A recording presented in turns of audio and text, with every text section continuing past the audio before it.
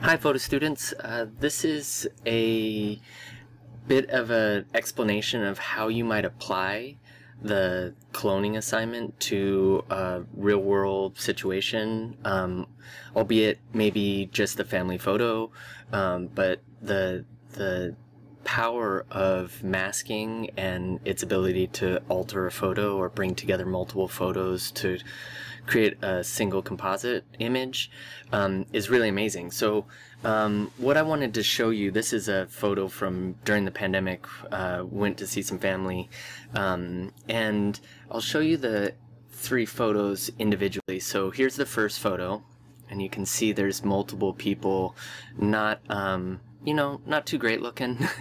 But what I tend to do is take multiple photos very quickly, trying to get at least everybody once in a good posture and a good position. So I'll take away this one.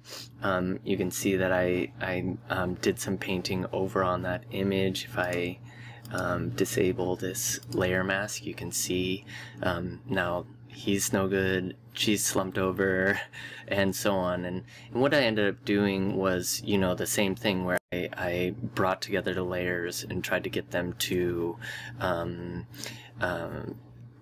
align properly, or do auto alignment. So let me get rid of this disable layer as well, and you can see that final image. Right? And so what I decided, I went through and I was like, well, you know, I really like this here, I like them back there and him, okay?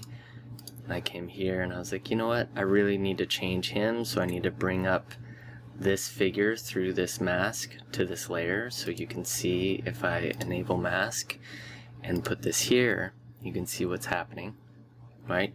I've put this mask here, it's slumping or adjusting to here, and then when I enable this mask up here and show this top layer, you can see that this is the most dominant, most topmost layer. And what I've done is I've brought in now here and here, and I liked everyone else in this last image. So I liked here, here, here, and here. And what I ended up really doing was bringing these two up. So if you can see this, right? Or let me see if I can, there. So you see the top one, brought that in. I had to blend in the coat here to make it believable, right? So there's a little bit of weirdness. There's actually a little bit that could have been fixed here too, right here. This is a little bit ghostly, right? I need to bring that in a little bit better. And you can see some adjustments here, trying to blend that coat so it looks somewhat believable, right? I need to get rid of some there, and maybe this edge, right?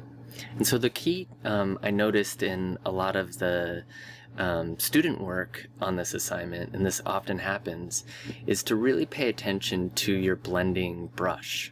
Right? So up here, your blending brush, you're either at a hard or soft edge. I tend to go toward the soft edge first, because hard edge is more extreme and makes it, it ends up cutting out shadows and cutting out some of the blending capacity between layers. So you really want, when you're coming in and you're creating these mask layers and you're painting in with that black on white, or white on black, depending on how your mask was created, you really want to make sure that you come in and use a softer edge as opposed to, see, that hard edge of the brush.